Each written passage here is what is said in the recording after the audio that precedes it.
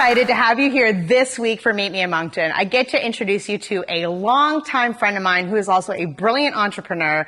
She's funny, creative, talented, and smart. She's the founder of Hairy Ideas. And if you ever look at my hair and wonder who makes me look this good, it's Lucinda Butland!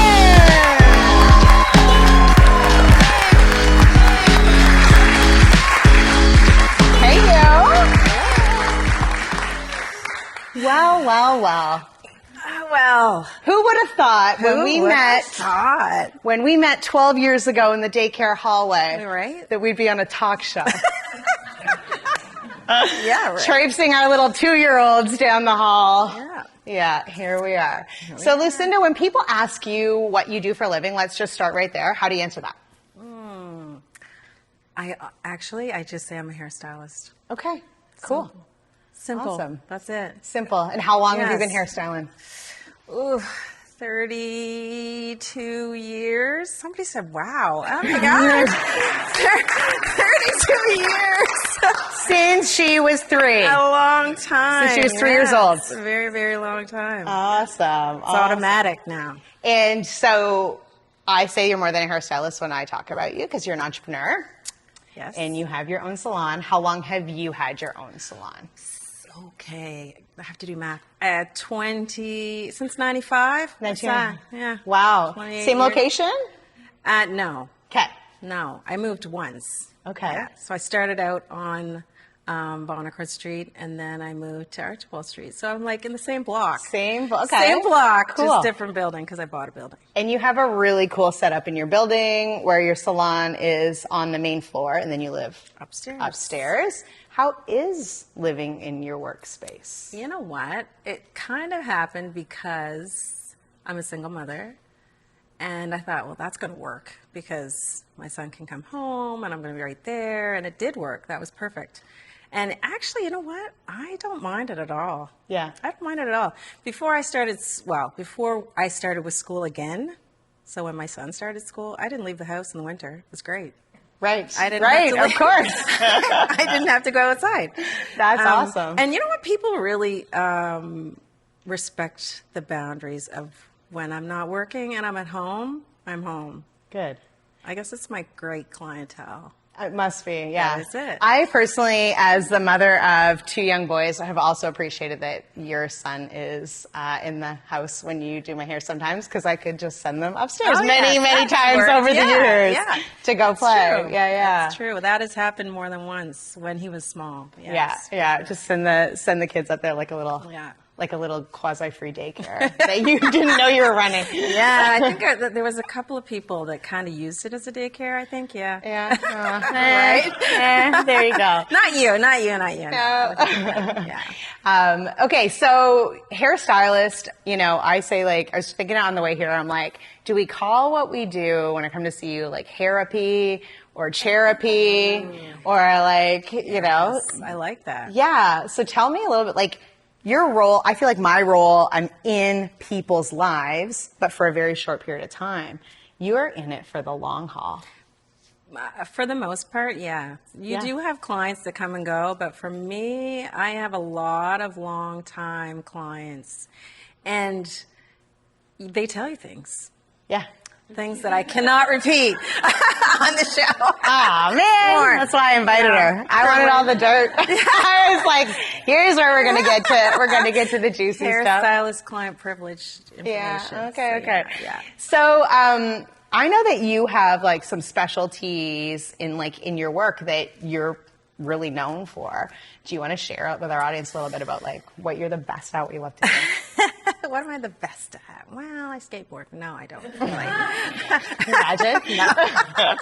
I am a black hair specialist, Afro-textured hair specialist, which there are very few people that work with Afro-textured hair in Moncton or in New Brunswick. Or on the East Coast. On the East Coast, yeah. And so we talk a lot of, with a lot of our guests, we've talked a lot about the way Moncton's changed over the last few years and diversified, and how glad we are about that. How have you seen that working in that space? Oh, wow. It's been amazing. Actually, I remember, because when I first started, when I first started, I don't know if I had any black clients. Maybe one that used to come regularly. And then, I remember I said I should have written it down the day that all of my clients were black clients. The one day. I didn't have anyone else. Oh, like a full day? Like a full day of just black clients. Wow. Yeah. And yes, I've been doing this for a long time, but especially in the past 5 years, I'd say, or so, it's really crazy. And one of the things about the black community is like, they will come up to you and ask you, where do you get your hair done? And then all of their family and their friends and everyone that they know will come to you after that. Right. So it's been a little bit overwhelming for me in the actually since we were closed through the pandemic. Yeah.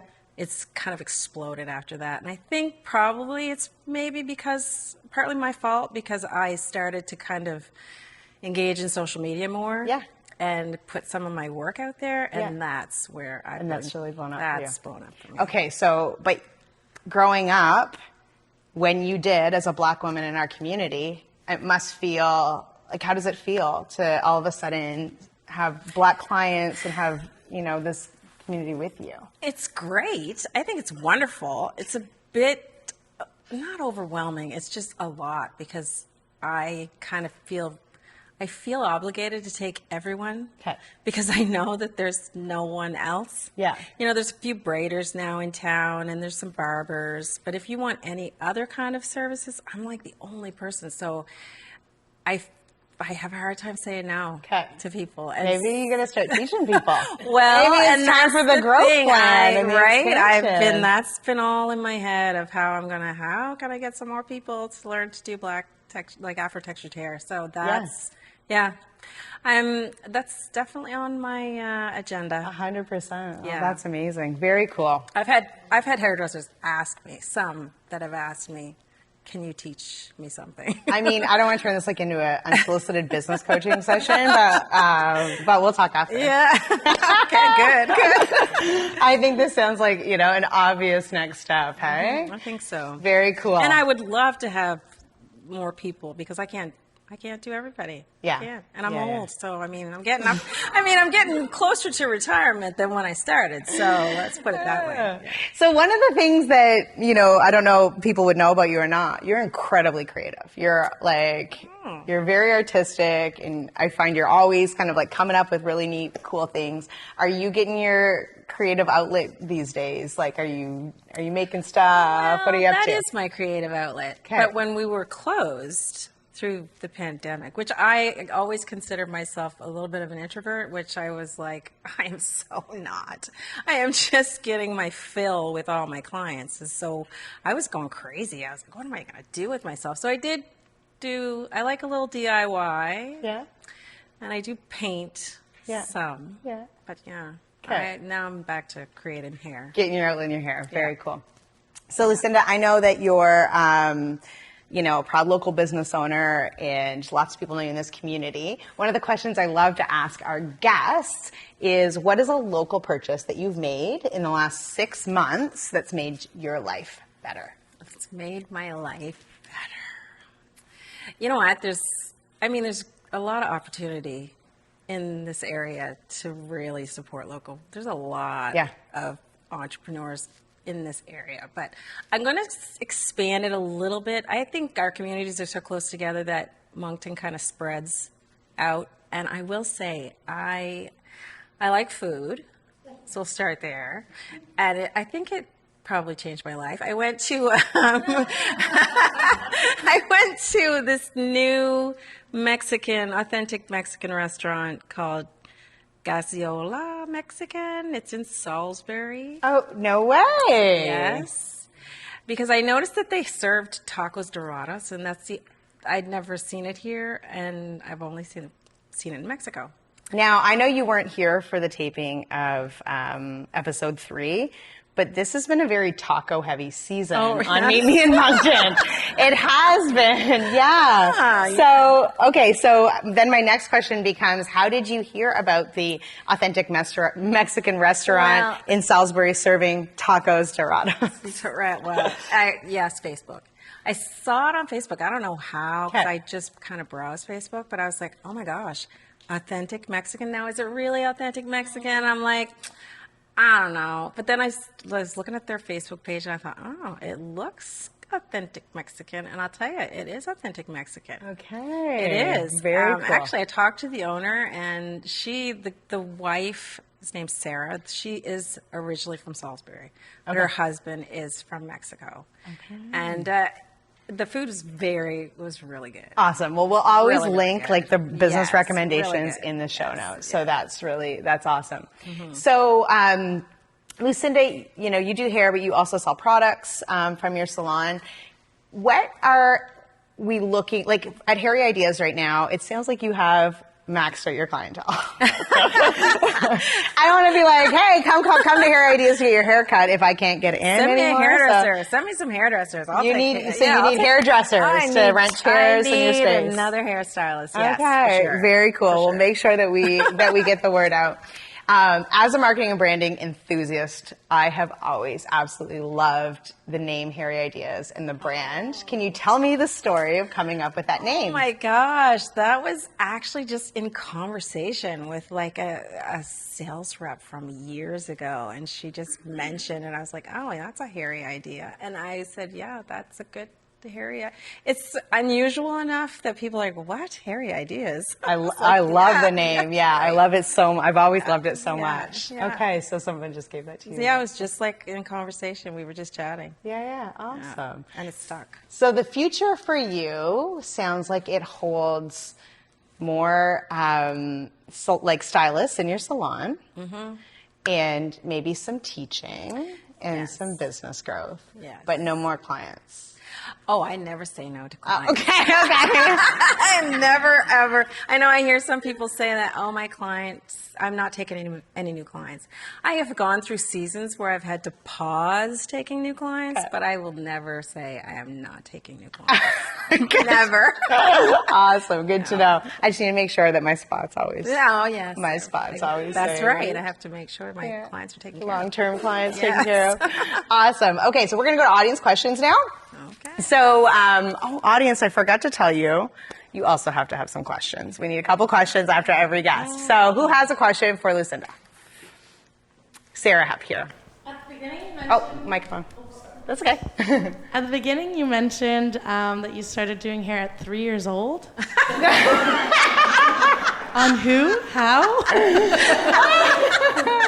Yes. No, I think that was Natalie that mentioned that was me that said that. Old. Yes, I did start doing hair when I was a child. I will say my relatives probably can tell you, I don't know if it was a good experience or not, before I was actually trained. I think I started on Barbie. My little Barbies all had brush cuts. I guess that's how it began. That's amazing. I had no idea when I was giving Barbies the brush cuts that that's what I was going to be doing. And then I moved on to relatives, cousins.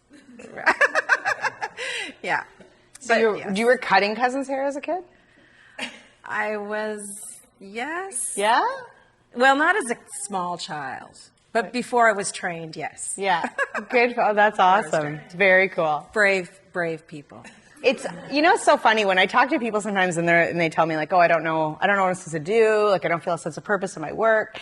One of the things that I've read is a really good idea is to explore, like, what did you do when you were a kid? What fulfilled you? What did you do when nobody was making you do anything? How did you spend your time?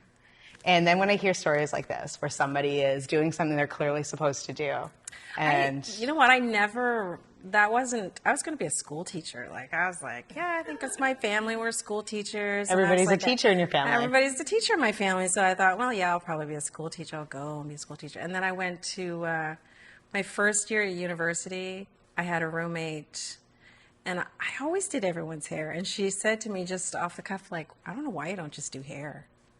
And that was it. The rest is history. Oh, dropped out of school. I'm done. Off I go. Right, that's it. Exactly. Now, could you imagine me a teacher? No. Oh my gosh. Like, as your friend, I'm like, really? Like, to all the teachers of the world, thank you. God bless you. But I would never survive. I don't think I would survive it. Just knowing you as well as I know you, I'm like, huh. No. This cracks.